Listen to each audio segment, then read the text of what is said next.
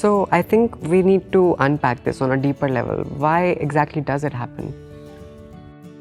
पहला of course is डर, the fear.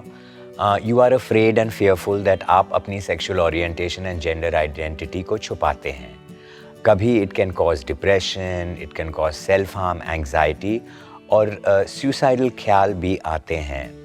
I know for a fact that as a young queer person myself, the way that I've been treated in some situations, even in educational institutions or trying to change my ID, it's really stressful and can take a toll on anybody. So how do we cope with something like this?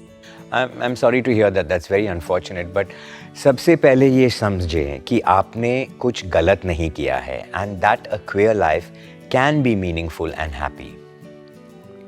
Lack of acceptance का ये मतलब नहीं है कि आपकी your identity और choices गलत हैं. इसका बस इतना सा मतलब होता है कि लोग उन्हें समझते नहीं और उनके समान नहीं करते हैं. ये आपका कंसर्न नहीं है.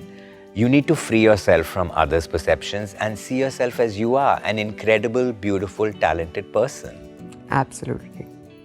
I think with that you also take back the power and you take back your own narrative, and it makes me curious, anxiety exactly hoti kya hai? You know, what is anxiety and how do we deal with it? Anxiety is a बहुत एक common mental health issue है जिसके साथ us queer लोग folks struggle करते हैं. I want you to take a few minutes and think about what makes you anxious और आपको कैसा महसूस होता है जब आप anxious हो जाते हैं. Usually जब हम anxious होते हैं, we experience a variety of uncomfortable physical sensations. इसमें आपको increased heart rate, muscular tension, sweating, trembling, breathlessness के feelings शामिल हो सकते हैं. और anxiety also affects us mentally. उससे डर या घबराहट होती है. We get a feeling of fear about what's to come. Anxiety then starts influencing how we behave. For instance, when we feel anxious, we often avoid doing things that we want to because we are worried about how they will turn out. So let's reflect. Have you ever felt anxious or afraid? Probably yes. Think about it.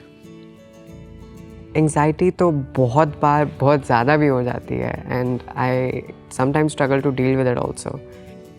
Exactly. शायद आपको लगा हो कि आपको सांस लेने या concentrate करने में परेशानी हो रही है. You may have had trouble staying still or getting to sleep.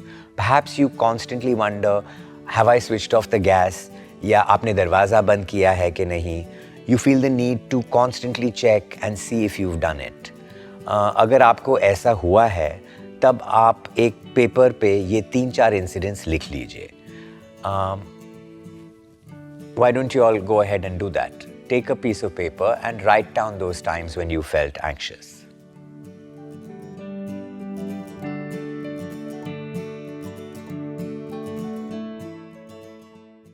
So please read आपने क्या लिखा है और सोचिए कि इसके पीछे क्या वजह क्या थी.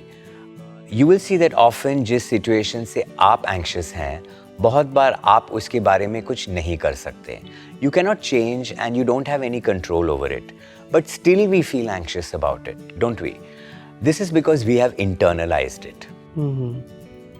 And can there be a specific cause for anxiety? Anxiety बहुत सारे factors से trigger हो सकती है.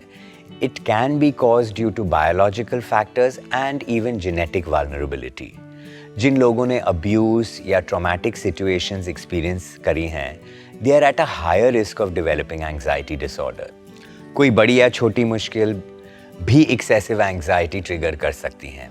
Also, alcohol, drugs and even caffeine का excessive use या उनका use या अचानक withdrawal may also cause or even worsen your anxiety. एक बात हमेशा याद रखिए, anxiety is a very normal emotion. Everyone feels anxious now and again. For example, आप anxious feel कर सकते हैं जब आप work pressure हो, कोई test देने से पहले या before कोई भी important decisions लेने से पहले. However, जब हम ज़्यादा stressful life situations का सामना करते हैं, जैसे बुलिंग, डिस्क्रिमिनेशन, अब्यूज़, ये एंग्जाइटी की गुना बढ़ जाती है and takes a more severe and chronic form. इस समय ये ज़रूरी है कि आप याद रखें कि most of the anxiety that you experience इस सब का नतीजा है। ये बिना कारण नहीं होती। It's because of these factors and it just doesn't happen without any reason.